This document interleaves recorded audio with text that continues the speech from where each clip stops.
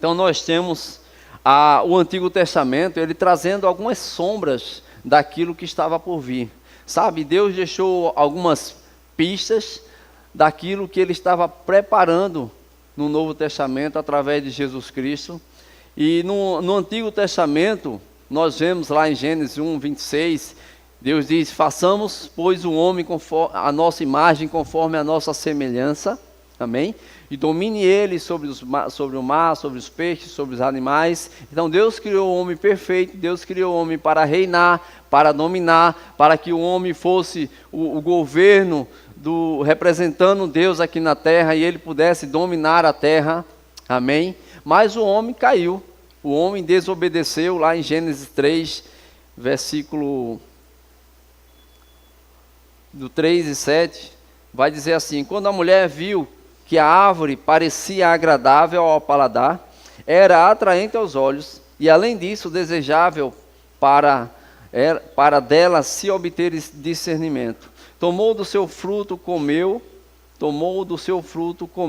e o deu ao seu marido, que comeu também. Estou lendo a versão NVI, tá? Os olhos dos dois se abriram e perceberam que estavam nus. Então juntaram folhas de figueira, preste atenção nisso. Eles pecaram e perceberam que estavam nus. E então juntaram folhas de figueiras para cobrir-se. Então, o homem e a mulher, e a Bíblia não diz que fruto foi, alguns dizem maçã, ou se acredita que foi um coco, porque ele tomou e comeu. Essa piada não. Mas ele pegou o fruto, tomou e comeu, a mulher deu ao seu marido, ele também comeu, e ambos perceberam que estavam nus. Houve uma desconexão, ele se desconectou de Deus. E o que eles fizeram? Eles pegaram folhas de figueira para se cobrir. Isso nós chamamos de justiça própria. O homem, ele errou e ele queria reverter aquele erro, ele queria dar um jeitinho naquele erro. Então a sua justiça própria não cobriria o seu pecado, a sua justiça própria não resolveria o problema. Ele tentou, mas não resolveria. Aí lá em Gênesis, um pouquinho mais na frente, 3:21, vai dizer: Deus, o Senhor Deus, fez roupas de peles e com elas vestiu Adão e Eva. Então aqui nós temos a primeira pista daquilo que Deus estava preparando para a humanidade. O que foi que aconteceu? Deus precisou, o animal precisou ser morto, porque não tem como arrancar a pele do animal sem que ele morresse. Então o animal precisou ser morto, não tem nada a ver com a história, a ver com o pecado, com o erro de Adão e Eva, mas ele precisou morrer para cobrir os pecados, para cobrir o erro que ele cometeu. Mas ainda não era algo perfeito, ainda não era algo que resolveria completamente o problema desse pecado, amém? Então isso aqui é uma pista do Antigo Testamento, de uma sombra de algo que estava por vir, do plano de Deus que estava para se realizar perfeitamente no meio da humanidade, amém? Você está comigo? A gente está construindo algumas coisas aqui, depois a gente vai fazer um fechamento legal, amém?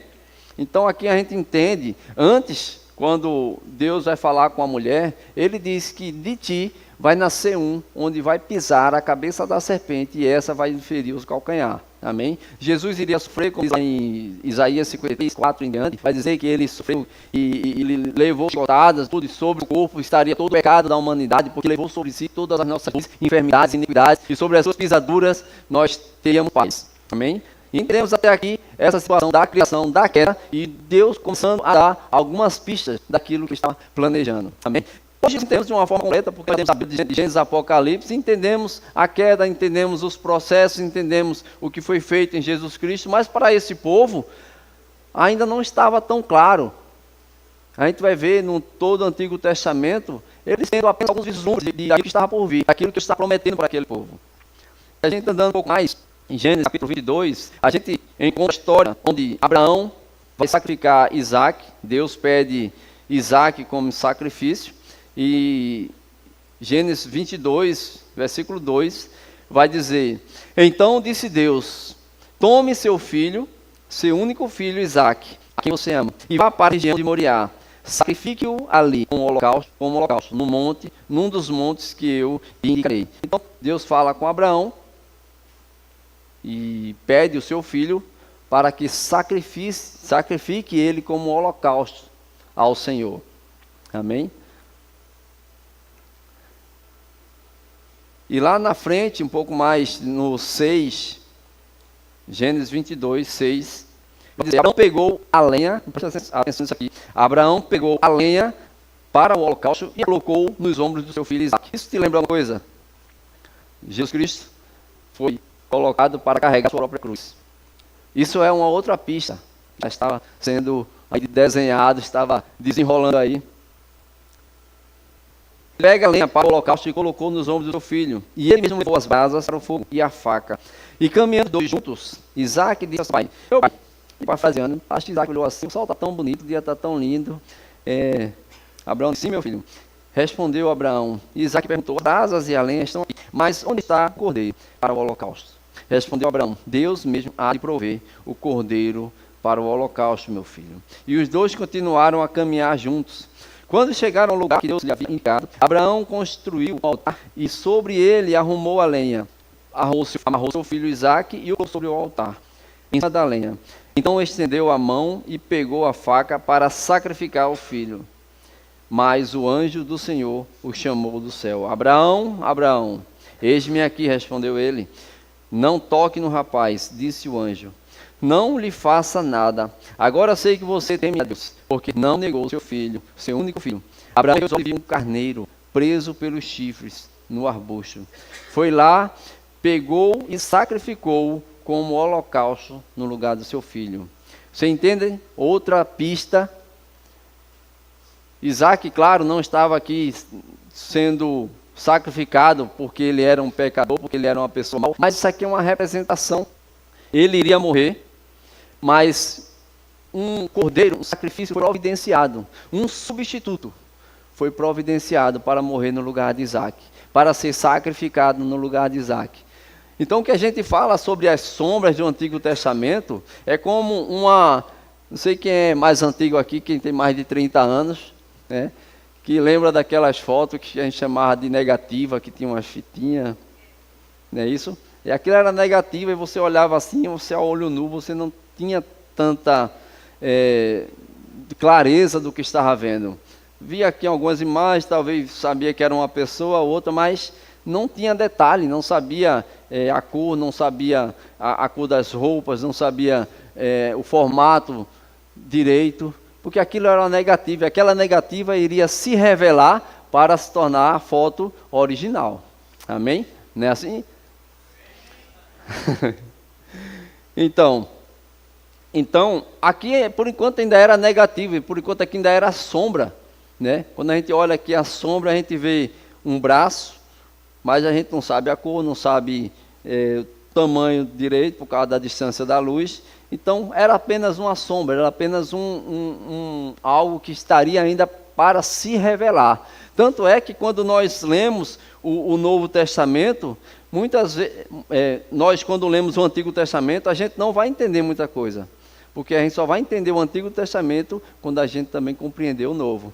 É como se o Antigo Testamento fosse a metade de uma história, e o Novo Testamento ela completasse, definisse, trazia a clareza completa da definição daquilo que estava escrito. Amém? Aleluia. Então vamos lá continuar. Então no Monte Moriá, Deus revelou o que faria com o pecador. O plano original de Deus para resgatar a humanidade, Ele revelou ali no Monte Moriá. A substituição de quem merecia punição por um inocente.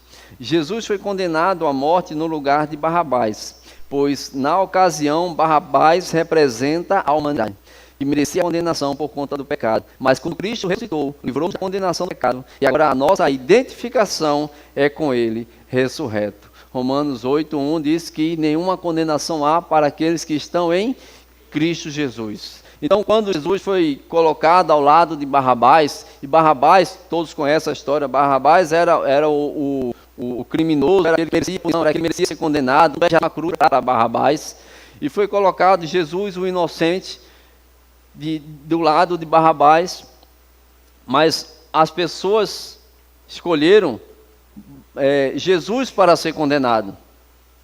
Isso traz essa comparação de que aquele que estava pronto, que verdadeiramente merecia ser condenado, ele foi livre. Então, por isso que a gente se identifica com Barrabás, porque nosso lugar era ser de condenação. A nossa decisão de pecador era para ser de condenado ao inferno, mas aquele que era inocente, Ele se colocou à disposição. Ele colocou como o substituto. Eu vou substituir. Eu vou me colocar no lugar dele. Sem pecado, sem merecer, mas ele disse, eu vou pagar esse preço. Eu vou dar a minha vida por esse povo. Você acha que Deus enviou Jesus porque merecia alguma coisa? Não. Deus enviou Jesus porque Ele amou a humanidade. Porque Ele amou a obra das suas mãos. E Ele diz lá em João 3,16, tão conhecido, porque Deus amou o mundo de tal maneira que deu seu único Filho para que todo aquele que nele crê não pereça, mas que tenha vida eterna. Deus preparou uma vida eterna para mim e para você, meu irmão, desde Adão. Tanto é que Tiago 1,18, regenerados pela sua palavra, para que fosse como as primícias da sua criatura. A primícia da sua criação. Quando o homem, ele nasce, hoje normalmente, ele nasce identificado com o Adão pecador, com o Adão caído, com o homem caído. Tanto é que a solução do problema do homem em relação ao pecado está no novo nascimento. Ele precisa nascer de novo. É aquela conversa que Jesus tem com Nicodemos. Você precisa nascer de novo, porque se você não nascer de novo, você não vai ver, não vai herdar, não vai entrar no reino dos céus. Amém? Então, quando nós nascemos de novo, aquela natureza, aquela identificação com o homem pecador, ela sai. Agora eu me identifico com o homem regenerado, com a pessoa de Jesus Cristo, que não cometeu pecado, que não teve dolo, que foi morto pelo nosso pecado, mas reviveu, ressuscitou. Então a nossa posição é identificada com Ele através do novo nascimento. Amém? O Espírito de Deus, o Espírito Santo, ele passa a habitar em nós. E por causa disso agora nós somos uma nova natureza. Amém? Agora a gente vai lá para a primeira celebração da Páscoa, que está lá em Êxodo, capítulo 12.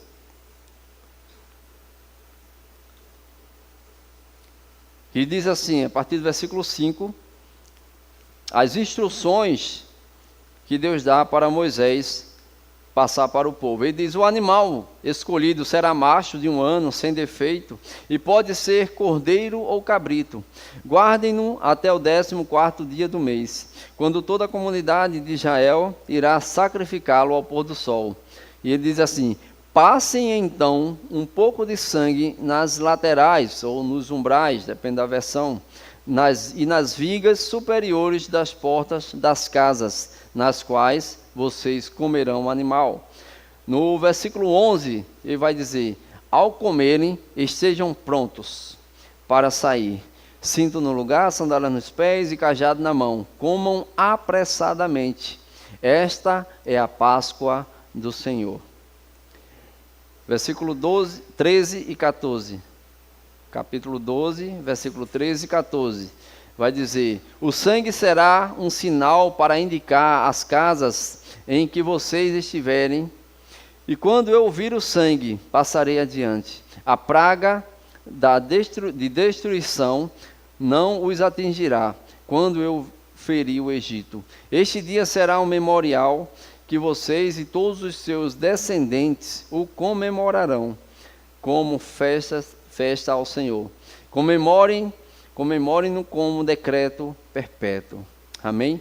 Então aqui nós temos a primeira celebração da Páscoa, onde a Páscoa ela se inicia. A palavra Páscoa é uma palavra hebraica, Pesach, que ela traz uma tradução de passagem, pulo ou salto.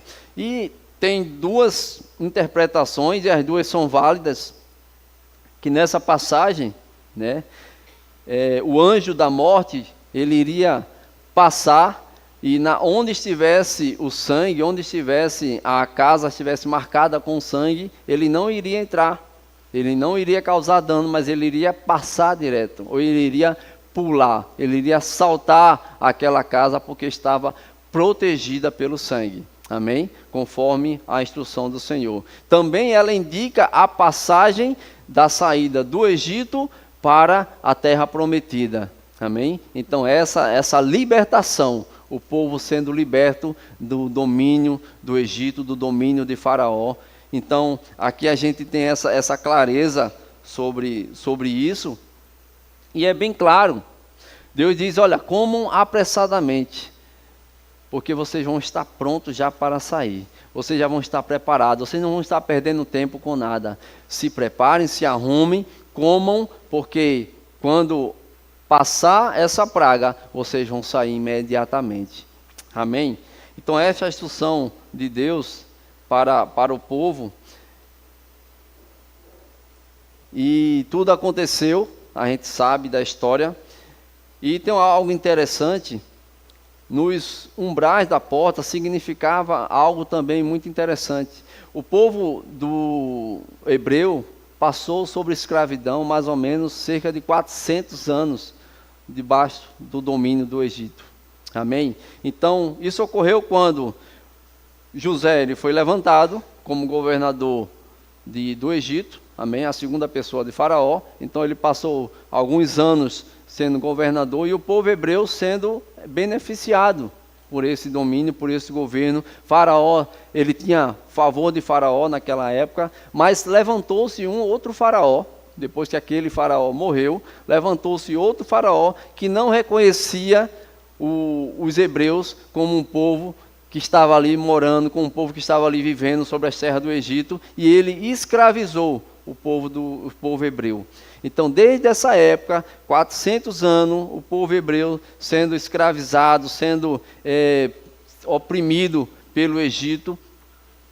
E nós cremos, ou alguns estudiosos creem, que existiam algumas escritas, né, em egípcio, que era relacionada a deuses para proteger aquela casa. Mesmo o povo sendo hebreu, mas 400 anos vivendo sobre aquele domínio, vivendo sobre aquela cultura, alguma coisa influenciou eles. Então acredita-se que em alguns umbrais da porta existiam algumas escritas dessas. Então, outro significado também do sangue era também apagar de vez aquelas escritas, porque você estava se abdicando de os deuses que você estava crendo, de os deuses que você estava dependendo sobre a sua proteção, para colocar de uma vez por toda o Senhor Deus como Deus verdadeiro, e apagar aquelas escritas, apagar aquilo que não pertencia ao Senhor, aquilo que não era o plano de Deus para o povo hebreu, mas aquele sangue iria apagar completamente. Ele iria se desfazer de seus deuses para poder servir ao único Deus verdadeiro. Amém? Então isso traz para a gente, não está na Bíblia, não está escrito, mas estudiosos, eles acreditam que ocorreram essas coisas. Amém?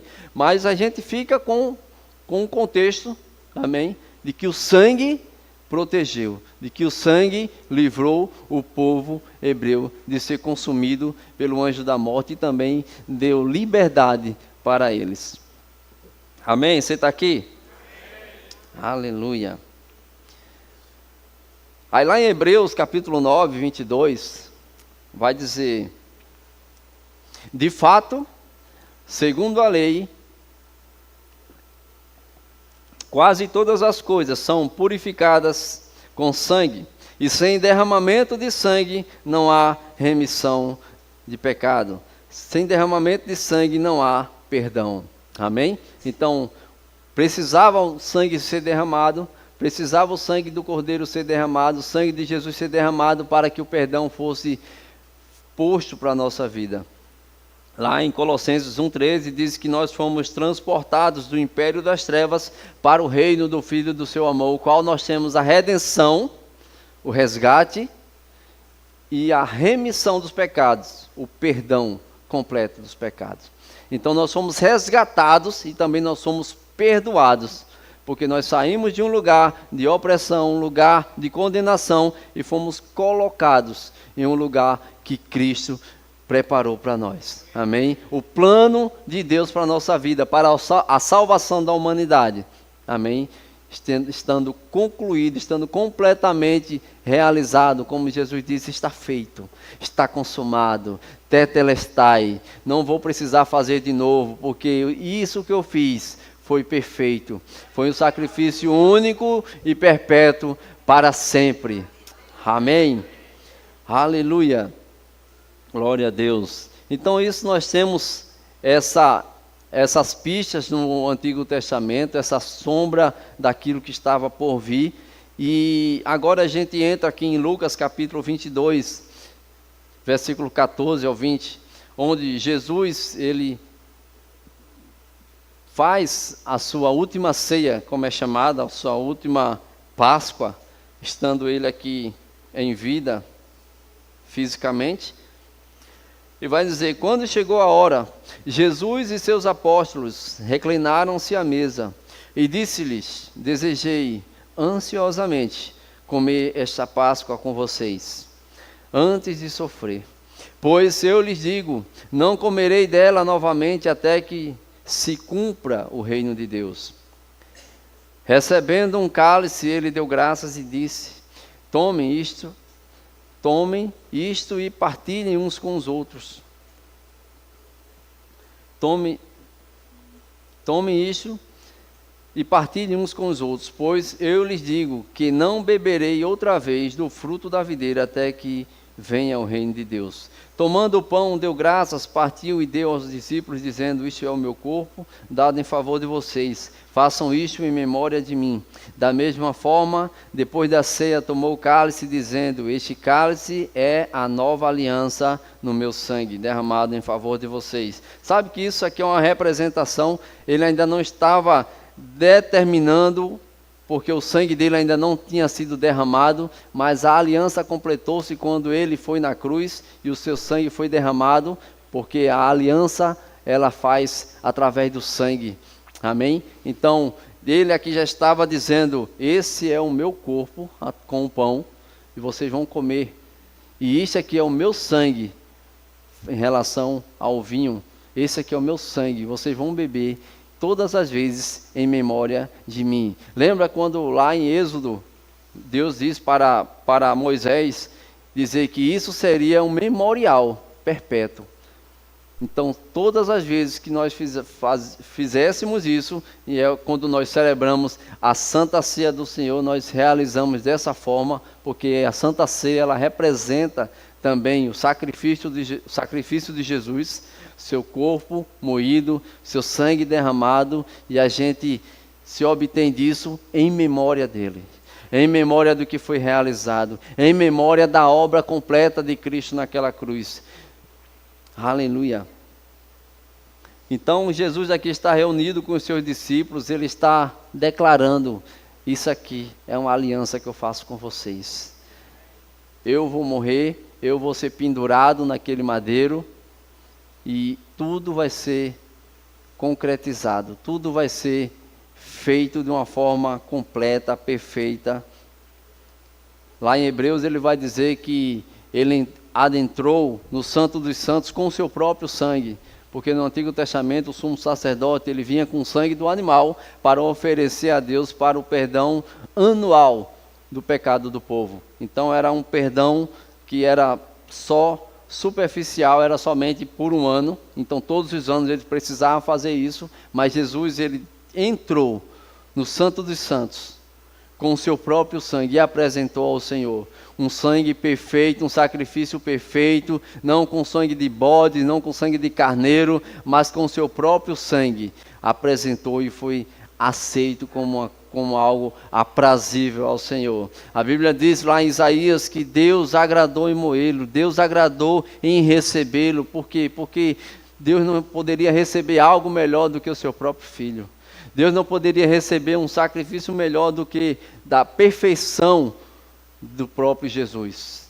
Então Deus agradou moê-lo, não porque Deus agradou moer Jesus, mas Deus agradou moer o pecado que estava em Jesus. Deus eliminou o pecado, Deus estraçalhou o pecado que Jesus estava carregando, porque ele levou sobre si. Se ele levou, então Deus esmagou todo o pecado. Amém? Aleluia. Lá em João 6:53, vai dizer, Jesus lhes disse, eu lhes digo a verdade, Se vocês não comerem da carne do Filho do Homem e não beberem o seu sangue, não terão vida em si mesmo. Todo o que come a minha carne e bebe do meu sangue tem a vida eterna. E eu o ressuscitarei no último dia, pois a minha carne é verdadeira comida e o meu sangue é verdadeira bebida. Todo o que come a minha carne e bebe o meu sangue permanece em mim e eu nele. Da mesma forma como o Pai vive, me enviou, e eu vivo por causa do Pai, assim aquele que se alimenta de mim viverá por minha causa. Aleluia. Então ele disse: quem não comer da minha carne não tem parte comigo. Quem não beber do meu sangue não tem parte comigo.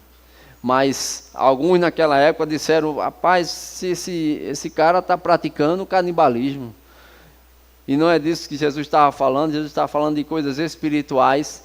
Jesus estava falando de coisas que iriam trazer salvação completa para a humanidade, não através de um ato físico, mas de algo espiritual que estaria marcado para sempre, que seria feito e realizado de uma vez por todas para aniquilar. Porque lá em João, e vai falar que João Batista, quando estava ali batizando nas águas e viu Jesus, ele diz: eis o Cordeiro de Deus que tira, não o que desfaça, não o que cobre, mas o que tira o pecado do mundo.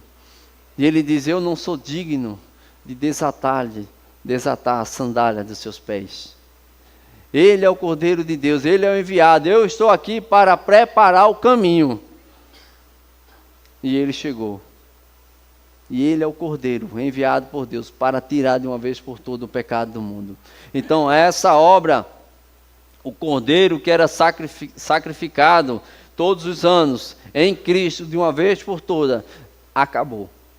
Não existe mais hoje sacrifício, não existe mais nenhum animal morrer para ser sacrificado, para ser oferecido ao Senhor, porque o sacrifício perpétuo, perfeito, já foi realizado em Cristo Jesus. Aleluia. Aleluia. Glória a Deus. Então Deus, através de Jesus Cristo, Ele opera algo maravilhoso e representa o que nós celebramos na Páscoa. Sabe, a Páscoa muitas vezes, né, não digo na igreja, mas dentro de um contexto geral, no mundo, ele é representado por um ovo de Páscoa, por um coelhinho.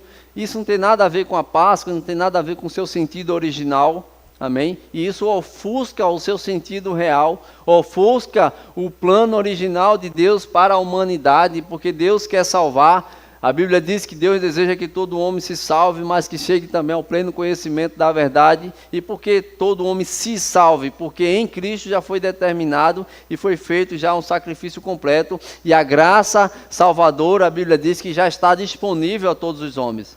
Então só basta você confessar e crer com o coração que Ele é Senhor, que Deus o ressuscitou dentre os mortos para a salvação de todo aquele que crê. Amém? Então, algo que foi realizado completo em Cristo. Então as pessoas hoje comemoram uma Páscoa que não faz sentido com o seu verdadeiro, real sentido. Não traz uma clareza daquilo que verdadeiramente a Páscoa representa. E quando nós lembramos da Páscoa, nós lembramos da passagem, da nossa libertação, de uma opressão que Satanás era dominador.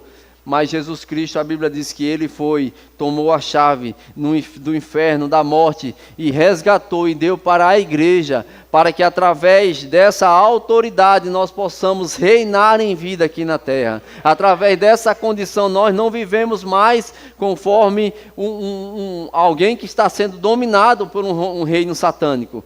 Mas agora nós temos um Senhor, nós temos agora um dono.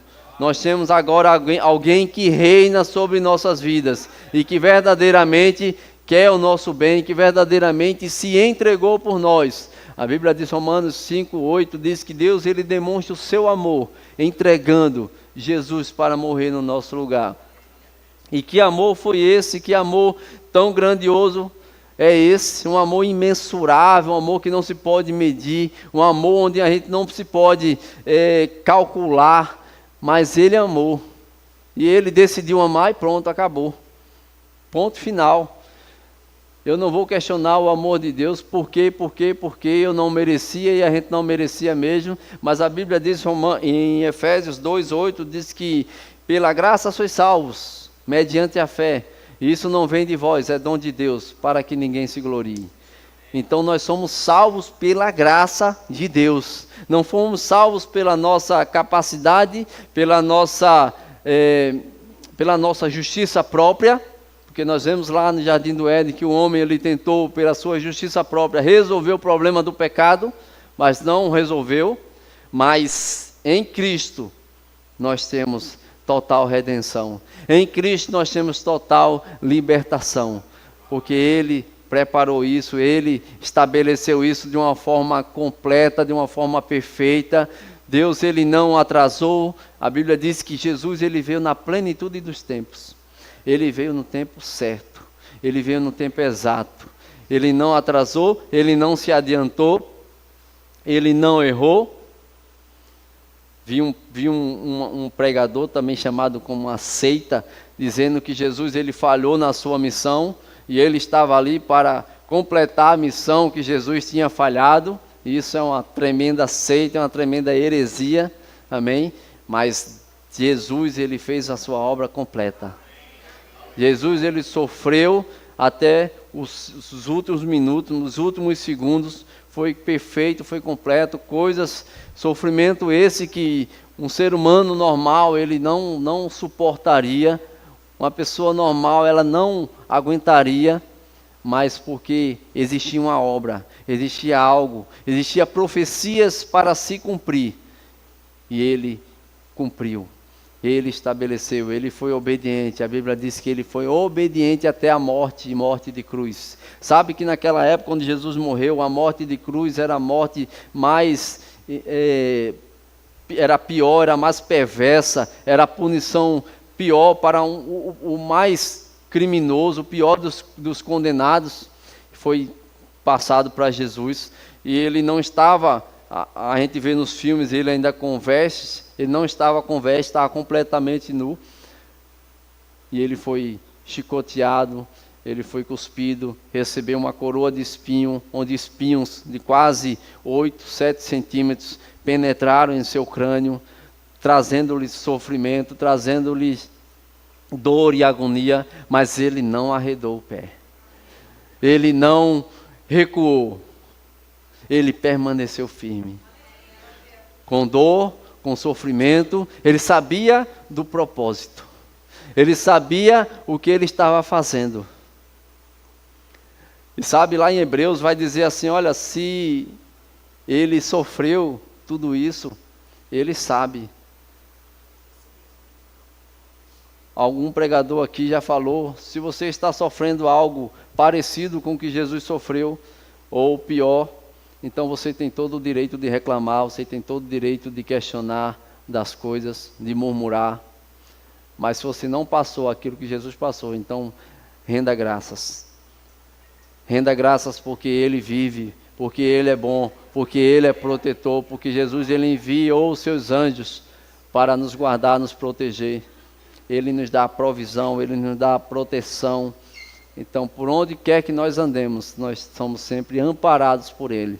Porque Ele é quem vai adiante de nós, quebrando os portões de bronze, os ferrolhos de ferro, e nos dando passagem, amém? Nos dando acesso a coisas, a lugares que a gente não conseguiria chegar, mas por causa da sua palavra, por causa da graça e do seu Espírito que em nós habita, Ele vai abrindo os caminhos para a gente poder caminhar, amém? Ele nos fortalece todos os dias.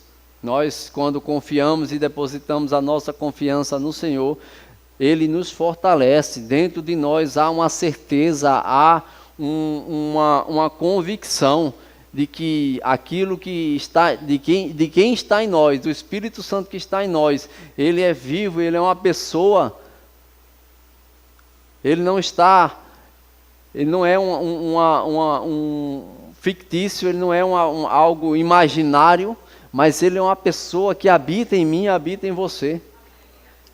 Aleluia, como é maravilhoso a gente parar para pensar e poder conversar com o Espírito Santo, poder falar com Ele de tantas coisas. E a gente celebra esse dia com tanta alegria. Por quê? Porque não foi a gente que escolheu isso. Não fomos nós que escolhemos com a nossa força ter a capacidade de ser salvos. Mas porque Ele amou, porque Ele escolheu Jesus para morrer no nosso lugar. Como foi dito lá em Abraão, ele não negou seu próprio filho, não negou seu único filho. Deus, ele também não negou. Deus, ele foi fiel com a sua palavra. Amém? Por quê? Porque ele está alinhado, ele está preso, de uma certa forma, às palavras que saem da sua boca. A Bíblia diz que ele colocou a sua palavra acima da sua coroa. Então Deus, ele está alinhado com a sua palavra. Amém? Se existe algo com o qual Ele é fiel, é com a sua palavra. Ele não é fiel a mim, Ele é fiel à sua palavra. E o que é que eu vou fazer? Eu vou me alinhar à sua palavra. Eu vou pegar a sua palavra e colocar dentro de mim. Porque se Deus é fiel à sua palavra, automaticamente, por tabela, Ele vai ser fiel a mim. Amém? Por causa da sua palavra. Então eu preciso olhar para essa palavra e poder considerá-la. Não tratar como apenas um livro cheio de palavras, cheio de capítulos e versículos, mas como algo verdadeiramente que saiu da boca de Deus para o nosso crescimento, para o nosso benefício. Ele enviou a sua palavra, nos curou e nos livrou daquilo que era mortal. Então a sua palavra, ela nos livra da morte, a sua palavra, ela nos traz vida, nos traz saúde, nos traz provisão, nos traz proteção. Aquele que habita nos esconderijos do Altíssimo, a sombra do Onipotente descansará. 1000 cairão ao nosso lado, 10.000 à nossa direita, e nós não seremos atingidos. Nós não seremos alcançados ou pegos pela peste perniciosa. Não cairemos em laço do passarinheiro, armadilhas que o Satanás levanta todos os dias contra a nossa vida. Mas somos guardados. Temos um Pai, temos um protetor e um provedor. Amém? Aleluia. Glória a Deus. Queria chamar o louvor.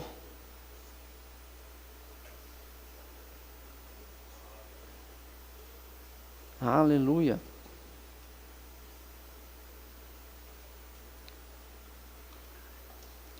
Por isso que Hebreus vai dizer que sem derramamento de sangue não há remissão de pecados. Nós fomos perdoados dos nossos pecados, foi porque Cristo derramou o seu sangue. Foi porque Ele pagou o escrito de dívida que era contra a nossa vida, que era contra mim e contra você. Nós tínhamos uma dívida para pagar. Nós tínhamos um débito, mas nós não podíamos pagar. A gente não tinha como pagar, mas Jesus, Ele pagou. Pagou com seu próprio sangue. Pagou com seu sangue precioso. E nos trouxe de volta para o centro da vontade de Deus. Aleluia.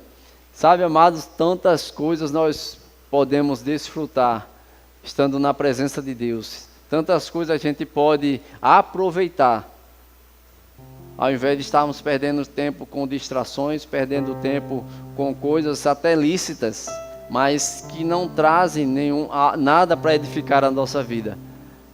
Mas quanto mais a gente se envolve com o Senhor, quanto mais a gente lê a sua palavra, quanto mais a gente aprende das coisas de Deus, mais a gente conhece a sua vontade para a nossa vida.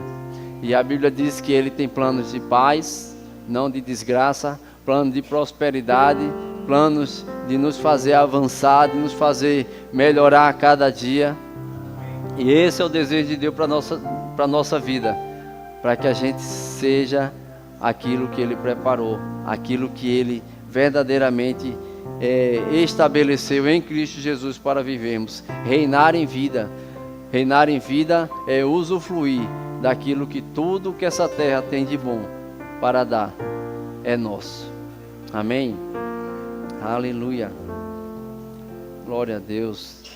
Que a gente possa meditar sempre nesse domingo de Páscoa, nessa mensagem da Páscoa, né? Nós passamos da morte para a vida, nós tivemos essa passagem, tivemos essa libertação, nós não vivemos mais em condenação, porque aquilo que nos condenava foi pago, aquilo que nos condenava foi realizado, e hoje nós somos livres. A Bíblia diz, Gálatas 5:1, diz que para a liberdade foi que Cristo nos libertou, para não vivermos mais debaixo de jugo de escravidão. Sabe, não aceita coisas que o diabo tenta colocar na tua vida. E muitas vezes o diabo ele não vai aparecer na frente de você com um chifrão, com aquele tridente, com aquele rabo. Às vezes aparece de uma forma que a gente menos imagina. Mas não por causa da aparência, mas por causa das sugestões. Por causa daquilo que oferece. Se algo para você chegar e não esteja alinhado com a vontade de Deus, meu irmão, descarta. Se não é para o teu crescimento, se não é para a tua edificação, descarta. Pega aquilo que é da palavra.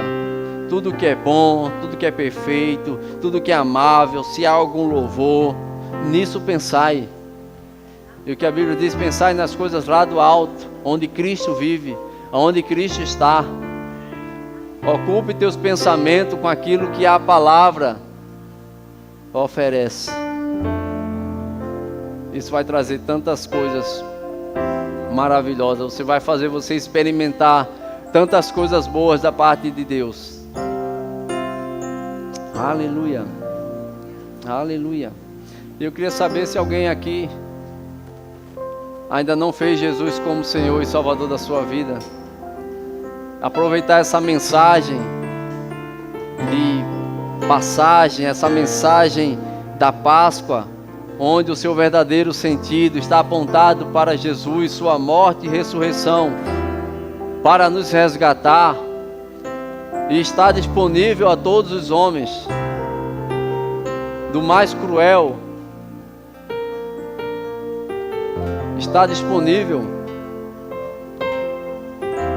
Então nunca diga que para você não tem solução, nunca diga que para você não tem salvação, nunca olhe para o seu passado e diga que você não tem jeito, porque em Cristo Jesus a Bíblia diz que nosso passado ele foi apagado. Se alguém está em Cristo, nova criatura é, as coisas velhas já passaram e eis que tudo se fez novo. Uma nova criatura não tem passado. Uma nova criatura começa uma nova vida, começa uma nova rotina, uma nova caminhada. A Bíblia diz que o passado Deus pegou e jogou no mar do esquecimento. Os nossos pecados ele já não se lembra mais. Então quando nós viemos para Jesus, quando nós aceitamos Ele como Senhor da nossa vida, Ele também se torna o nosso Salvador. Quando nós o recebemos como nosso Senhor, o Espírito de Deus, Ele passa a habitar em nós.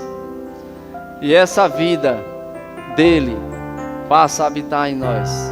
Nós agora somos tabernáculo do Senhor.